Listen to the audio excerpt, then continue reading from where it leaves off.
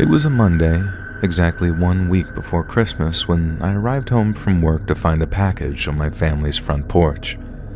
I was in my final year of high school, and I'd landed myself a holiday job so I could buy gifts. But since I was on the early shift and finished around 2 or 2:30, I used to get home way earlier than my mom and dad when it was still light outside. It was addressed to my dad, around the size of a shoebox, and had "Handle with care" written on the plain brown wrapping paper. It didn't look like a Christmas gift, but since it was that time of the year, I figured that's what it was.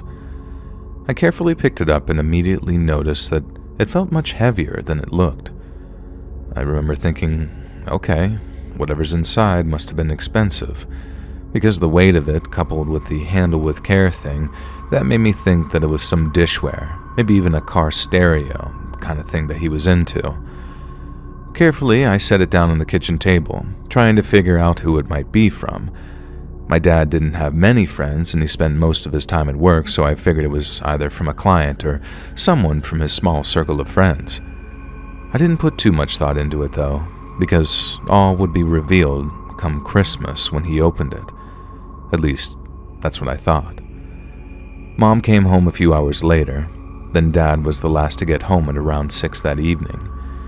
We showed him the package the second that he'd stepped in the kitchen, then after making coffee and asking us about our days, Dad took the package up to his office. Mom told him that he should wait till Christmas before opening it, but Dad was right when he said nothing on the package marked it out as a gift, and the wrapping paper was plain and there wasn't any sort of "Merry Christmas" written on the tag. The only distinctive marking it had was my dad's name, so he figured it was something to do with work and wouldn't be particularly exciting. The last thing my mom said to him was something like, "Well, if it's edible, at least share some with us."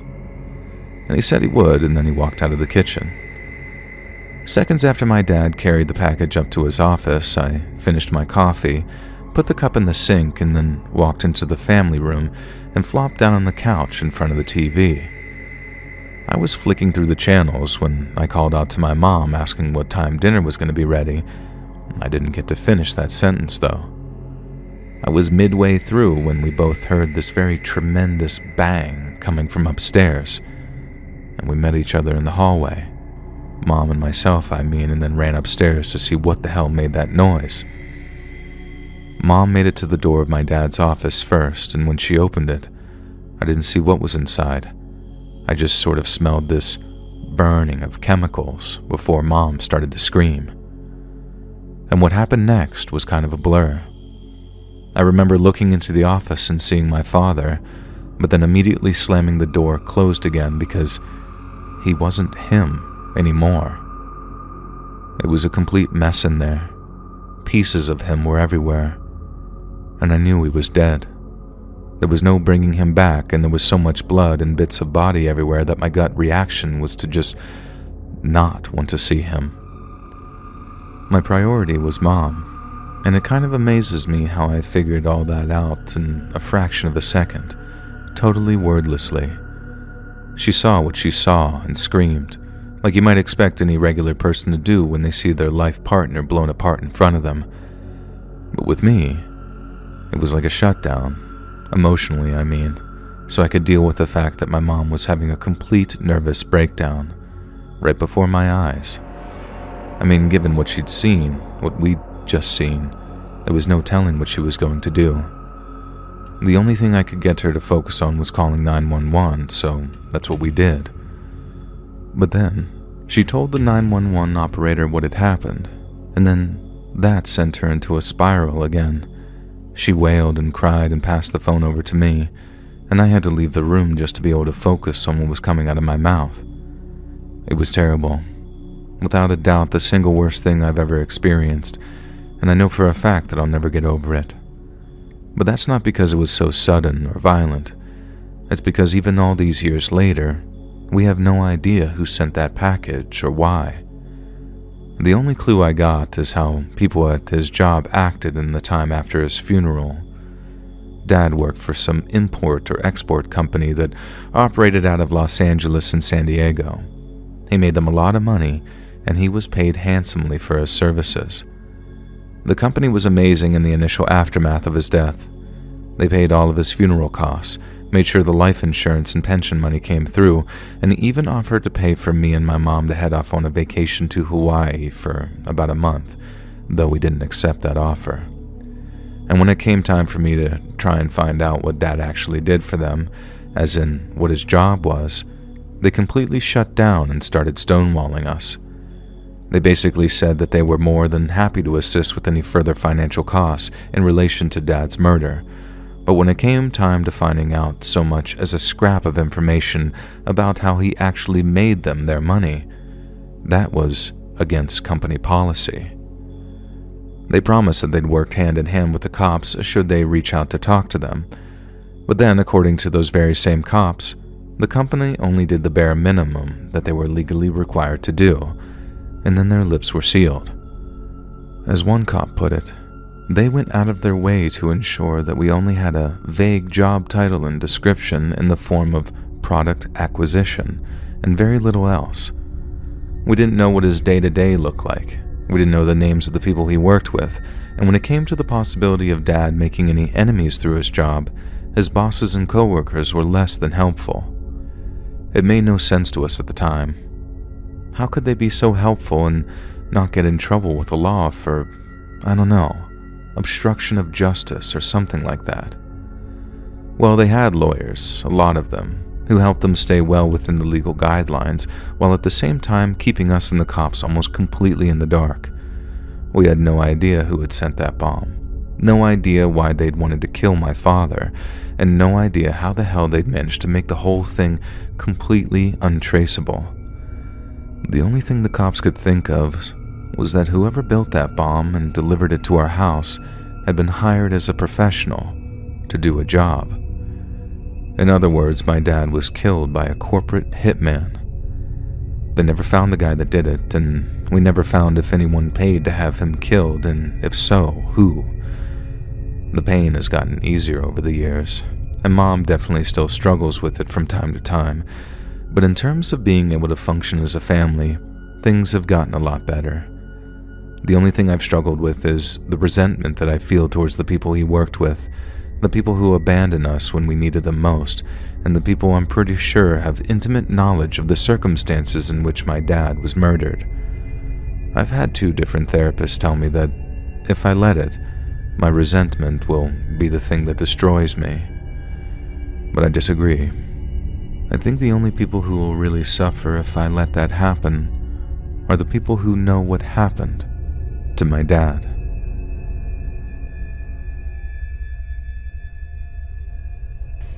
Hey guys, thanks so much for all the support. If you haven't subscribed to the channel yet, please feel free to do so. Growing up, I watched the classic holiday movie Home Alone multiple times and never imagined that I would find myself in a similar situation. However, life took a dark turn, and the twist was anything but comedic. I found myself in a horror situation that seemed to have been taken straight out of a movie. The fear and uncertainty that came with the experience left an indelible mark on me. Following my mother's abandonment and move to live with her new husband and kids, I found myself living with my aunt. My father didn't care for me as well, and I would only see child support to my aunt. That Christmas Eve, my aunt asked if I could spend the night home alone so that they could celebrate with her boyfriend and his family. Despite feeling powerless to demand anything given my circumstances, I agreed to her request, grateful for the roof over my head. My aunt's house was located right beside a forest preserve, surrounded by lush greenery and far from the hustle and bustle of the city. We had always felt safe and secure in this peaceful abode, until that night, when something strange occurred. When Aunt Selena was away, I was sitting in the living room watching my favorite cartoon program on the television. Suddenly, I heard a loud noise that seemed to be coming from the front door. I quickly turned to check the clock, which read 11:45 p.m. I knew for sure that my aunt wouldn't be back tonight, and even if she did, she had a spare key with her. It was highly unlikely that anyone else would drop by at such an odd hour. The sound was making me increasingly anxious and frightened, and I couldn't shake off the unnerving feeling. As I stood frozen in the hallway, I called out to my aunt, hoping that she was the one standing on the other side of the door. Unfortunately, no one responded, and the eerie silence made my heart beat faster. I was too scared to move, so I thought turning up the volume of the TV would help me drown out the pounding of my heart. However, I could barely concentrate on the program I was watching, as my mind was fixated on the strange present lurking outside the door. Unlike most children my age who would have thought it was Santa or his elves with a present, I knew better. Santa wasn't real, and the idea of a stranger pretending to be him terrified me beyond measure. I couldn't shake off the feeling that whoever was standing outside the door was up to no good. As I returned to sit on the couch, I tried my best to focus on the program I was watching, when suddenly there was a loud noise that sounded like thud, thud, coming from the front door.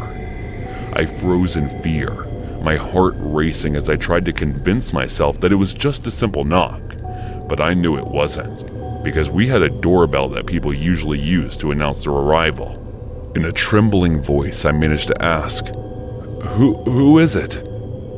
There was no response, just silence. After a few seconds, another knock echoed through the house, sending shivers down my spine. This time, I didn't have the courage to ask who it was. I remained silent, hoping that whoever was at the door would go away.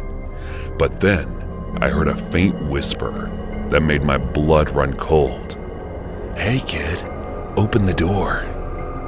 It was the voice of an old woman, but it was low and chilling, sending shivers down my spine.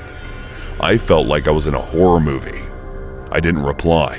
Instead, I covered my mouth with my palms of my hands, trying to stifle my breath so that whoever it was couldn't hear me. The voice whispered again, "Open the door, kid. I have a present for you." This time, it sounded more eager and impatient than before. I knew that I had to be careful. I didn't know who was outside or what they wanted. I sat still, waiting for the person to leave, hoping that they would leave me alone. The sound of the knocking grew louder and more forceful, reverberating throughout the house and causing the door to shake with each impact. My heart raced with fear, and I couldn't shake the feeling that whoever was on the other side meant me harm. Despite my terror, I was paralyzed with indecision, unable to even consider calling 911 for help. Instead, I curled up on the couch, desperately trying to hide myself from the pounding at the door and the whispering threats of the mysterious stranger outside. As the night wore on, tears streamed down my face unwillingly as I desperately clutched the blanket around me for comfort. The knocking never ceased, a constant reminder of the danger lurking just outside. Exhausted, I eventually cried myself to sleep, only to be jolted awake by someone shaking me. Blinking away the grogginess, I saw Aunt Selena standing over me, her concerned gaze fixed on my disheveled form as she was asking me if I slept on the couch the entire night. With a trembling voice, I began bawling my eyes out and recounted to her the details of the previous night's events, and she reassured me that she would look into it. More terrifying was the fact that when she checked the CCTV footage outside the house to see if there was anyone there that night, there was no one. The footage showed an empty seat with no signs of anyone walking by her house, let alone standing outside the front door. The memory of that unsettling incident plagued my dreams for years to come. The image of that mysterious woman, whispering from beyond the closed door, beckoning me to open it, was etched into my mind. Nevertheless, I was grateful that I never had to experience that horror again.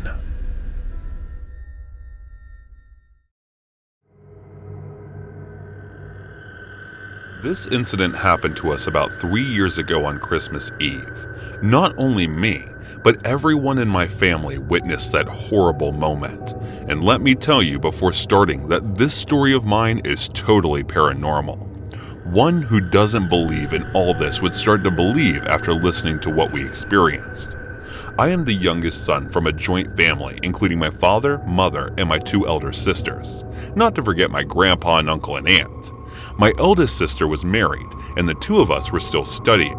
I was in my 2nd year of graduation, while my elder sister was pursuing her post-graduation. It was Christmas Eve, and my eldest sister had come to visit us. She was not the same sister she used to be before getting married. She was a lot quieter and almost spoke to no one. She seemed like a doll who would only do what had been provided as input. We also asked our family doctor to look at her condition, but she said she was normal and just might be having some stress or something. At first, we believed that she might have a fight with her in-laws or her hubby, so we didn't bother her and tried to act normal in front of her. It was Christmas Eve day. The date was the 25th of December, 1977. We were busy decorating our Christmas tree, and my sister was sitting quietly on the sofa right in front of us. We were expecting that she would eventually come to us after seeing us doing all this just like before, but she remained sitting there and didn't even smile for a second. Suddenly, something odd happened to her. After finishing the decoration, I took some sweets and went to her so that I could make her eat even a single bite of it, but instead of eating, she fainted in my arms. I grabbed her and shouted out loud to call my dad and others. She was breathing heavily, and something like white foam or saliva was coming out from her mouth and nose. We all got scared, and my dad and I lifted in our hands and ran to the car. My uncle helped us load her inside the car. We all drove to the hospital as fast as we could. We took her to the nearest hospital where the doctor examined her and claimed she was suffering from food poisoning. He told us that there was nothing to worry about and gave some tablets to her and asked us to take her, and she was all right. She just needed some rest. We all relaxed and took her back home. This time, she seemed to be her usual self again. We took her to the hall and let her sit on the sofa. We were discussing her medicine when all of a sudden, her whole body started shaking like crazy. We all ran to hold her up, but she didn't stop shaking for a few minutes. After that, she lay down while opening her eyes, and all she was pointing to was the ceiling. We were asking her what happened to her, but she wasn't reacting at all. My dad ran to the kitchen to fetch some water for her. All she was doing was staring at the ceiling without even closing her eyebrows. After that, she started to chant something. I don't know what she was muttering, but no one could understand her language. We all got really scared and ran to the hospital again with her. After reaching the hospital, the doctor checked her again. Even now, she was muttering those same words which were completely out of our knowledge. The doctor examined her again, this time more carefully to ensure that he might have made a mistake before. But even this time, the result was the same, and she was totally normal. The doctor asked us to take her to a mental asylum as there was nothing he could have done to help her. He believed that my sister was mentally weak and she needed proper treatment. But we knew that she was not like this before her marriage. We refused to go and took her back home. After reaching home, my dad called her in-laws to ask if something happened to her that was responsible for her condition, but he was completely unaware of this. They all came to see my sister. For a moment, a verbal fight broke out between my dad and her father-in-law. My sister was completely aware of all this, and she was still looking at the ceiling. We had never experienced something like this. I was sitting there the whole time, just beside her, holding her hand. I just wanted to get her well. After discussing with her in-laws for some time, my dad and uncle came to me and told me that she will be fine very soon. I didn't know what they discussed, but I believed him. After about half an hour, our doorbell rang. My dad stood up and went to open the door in a hurry, as he already knew who was at the door. It was none other than the father of the Holy Church, which was about 5 miles from our house. He came to my sister with a cross in his hand and a bottle of holy water in his other hand. He asked us to catch her as hard as we could. I couldn't understand all this, but all seemed to be like the horror movies I watched during my childhood days. He just remembered Jesus and threw some holy water upon my sister. Suddenly, she became furious and started struggling hard to get herself free from our grip. All of a sudden, I was feeling a ton of power inside her, but we tightened our grip and didn't let her go. Father started to chant Jesus' holy words. As far as I remember, he was reciting, "Ooh, dirty soul, leave her body in the name of Jesus. Leave her sister in the name of Jesus." After listening to this, she started breathing heavily and shouting and screaming loudly. She was not the same sister I knew. Her voice felt like a man, and she was a lot more powerful than a girl should be. Somehow, that was exactly similar to the movie scenes I watched a few days ago. I can't forget her face. She tried to bite me and opened her mouth almost thrice her normal size. This chanting and holy water thing went on for the next 10 minutes, and at last, suddenly, she felt powerless and fainted. The father stopped his chanting and put a locket of crosses around her neck. He told us that now she will be all right and left from there. My sister kept on sleeping for continuous 4 hours after that. Meanwhile, we were waiting for her to wake up. We wanted to know whether she was all right or not, and everything went on as we expected. She woke up and came to us. We were waiting to hear her voice, and now she was all right. It felt like we had heard her voice after ages. Now she was completely all right, and after a long struggle, I got my sister back. This whole incident was too scary, and I don't think no one ever experienced what we went through. I just wish everyone happiness and well-being.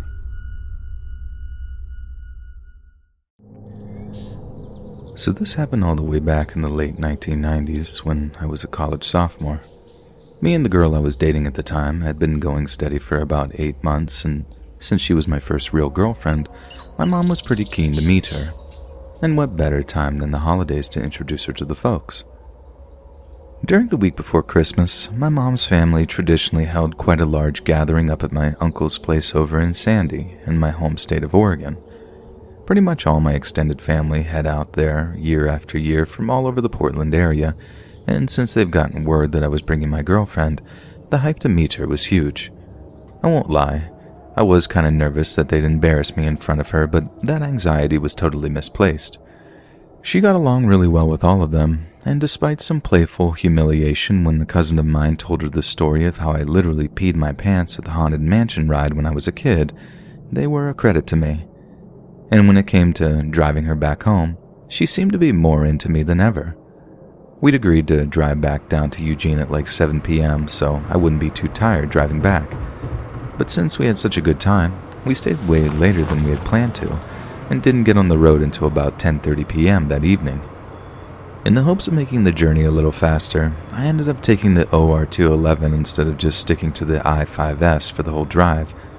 Annoyingly, this didn't quite actually make the journey any faster, but point being, the OR211 was pretty much surrounded by farms or these huge swaths of dense pine forest. So as you can imagine, big stretches of it aren't lit very well at all, and for some parts of the drive, we were moving through complete darkness, saved only by our car's headlights. But honestly, I wasn't all worried about it. I was pretty good at reading a map, and once I was back on the I-5, a road I knew pretty well, I figured everything would be all good. So we're just cruising along, in high spirits, talking about how goofy some of my family were, but generally my girlfriend was singing their praises and telling how she couldn't wait to meet them again.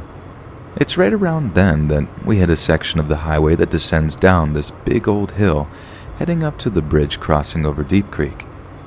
There, the highway is sandwiched by some of the densest forests you've ever likely seen, and there is absolutely nothing lighting up the highway. It's the only thing we can see from the front seats of the cars, like maybe 20 or 30 feet that our headlights are illuminating, and pretty much nothing else. But like I said, we're in high spirits, completely unprepared for what was about to happen. Right as the highway was starting to level off, something darts across the front of us so fast and so suddenly that I barely missed smashing into it. I brake so hard that I almost gave the pair of us whiplash. Then, when we're stopped, both me and my girlfriend are in a complete frenzy of, "Oh God, did you see that? What was that?" There are plenty of deer in that area of Oregon, plenty of coyotes too. But the thing that ran out in front of us was way too big to be a coyote, and something about the way it moved gave me this gut feeling that it wasn't a deer either. The shape was just way too slender, almost like whatever was out there had moved on 2 legs, not 4. Now next thing, I know how completely dumb this sounds in retrospect, but my curiosity just got the better of me and I decided I wanted to investigate. So again, this was also incredibly dumb. I turned the car like 90 degrees in the highway so I could point our headlights into the woods. Yes, this could have caused a horrible accident if another car had come along at the same time I was doing this, but I don't think I was thinking straight at the time. You see, as a kid growing up in the Pacific Northwest, I've heard a lot of stories about Bigfoot and Sasquatch, and I'd be lying if I said that they didn't capture my imagination. No, I'm not saying that I thought I'd caught a glimpse of Gigantopithecus or anything. I know the stories are mostly exactly that, just stories, but a part of me just wanted to be sure. So like I said, I turned the car 90 degrees, turned on the high beams, and stepped out of the driver's side and onto the highway. I stare off into the trees for a minute or two, but I don't see a thing. Nothing is moving out there, and the whole scene was as quiet as the grave. But as I'm looking, I get this feeling in the pit of my stomach, and start to feel as if though I've made a huge error of judgment. It was one of the most intensely terrifying feelings I'd ever felt in my entire life, a feeling like I was being watched by something predatory. I know it's a huge cliche, and the whole I felt like I was being watched thing is such a tired old trope, but I don't really know any other way to phrase it. My heart was pounding, the hairs on the back of my neck are standing on end, and my gut just turned to ice. So without turning my back to the woods, where I expected the danger to come from, I started edging back towards the car. Then suddenly, out of nowhere, I practically jump out of my skin when I hear the car's horn letting off one long, excruciatingly loud, extended blast. I mean, it scared me so bad that I almost straight up peed my pants, Haunted Mansion style. My first thought was that my girlfriend had ended up leaning on the horn as she climbed over into the driver's seat for some reason, because she'd done that once or twice before. But as I turn back around, I can see she's still on the passenger side, but that she's actually leaning over to push the horn in what was evidently a frenzied attempt to get my attention. I run back to the car and ask her if she's okay, but she doesn't say a single word to me. She just points off to a spot about 50 feet away from where we parked. I spin my head around to see what she's pointing at, and that's when I see it. What was, without a shadow of a doubt, the thing that had run in front of our car just a few minutes prior. Lit up by the residual light of our high beams, what I saw was really obviously a man, but he was covered in animal furs, what looked like a mishmash of deer skins, bear skins, and elk skins, and on his head, secured in a way I'm not even sure of, were these antlers. At the time, because of how closely it was to the holidays, I remember the words "reindeer man" just flashed into my mind. Maybe in the naive hope that the dude was dressed that way out of some misdirected festive spirit. But he certainly didn't seem in any kind of festive spirit, not in the least bit. Like I couldn't see his eyes because of the weird kind of head covering he had on, but I could see his mouth, and at first he kind of looked like he was giving us a smile. Only as I looked, I could see it wasn't a smile at all. This guy was just baring his teeth to us, like the way chimps do as some kind of warning. After that, he turned and walked off into the forest, never to be seen again. Obviously, right after that, me and my girlfriend just got out of there and got back onto the roads towards the I-5. It took us both a while to calm our nerves, but my girlfriend was particularly shaken up, and that's because she'd seen something that I hadn't. And as we drove on, she explained exactly what that was. While I'd been staring off into the woods, looking for Sasquatch or whatever, she'd noticed him out of her peripheral vision, but was basically frozen in fear for a moment or two as she watched him walking slowly towards me. Or rather, walking isn't the right word. From how she described it, this guy was stalking, the way a hunter might stalk a deer. The way she puts it, she had to summon up pretty much all of her courage to be able to lean over and honk the horn the way she did. Then when Reindeer Man had heard the honking, he backed off a little before I saw him, and like I said, he kind of just froze in place before disappearing. I did a fair amount of online research when I got home to try and find out if anyone else had any run-ins with this guy, but there was absolutely nothing online about him. There are plenty of crazy survivalist types up here in the Pacific Northwest, and I'm guessing he was one of those, but they tend to be pretty open about their existence, sometimes even advertise themselves as militiamen or whatever, whereas the reindeer man seemed like he was living completely off the grid. I don't live in Oregon anymore. Me and my girlfriend during the encounter broke up at the end of college, but when we were still together and I happened to be driving down towards Eugene, I always avoided the stretch of highway that I saw the reindeer man on. I've told this story a lot over the years, and some people honestly just think I'm making it up as like a campfire tale or something. But it's not a tale, it's not made up, and it's definitely not just intended to be some dumb spoopy story. It's most definitely a warning to anyone traveling on that road at night, because if my girlfriend wasn't with me when he ran out in front of the car, if she wasn't there to spot him before he crept up on me, only to scare him off with a blast of the horn, I honestly might not be here to warn you guys.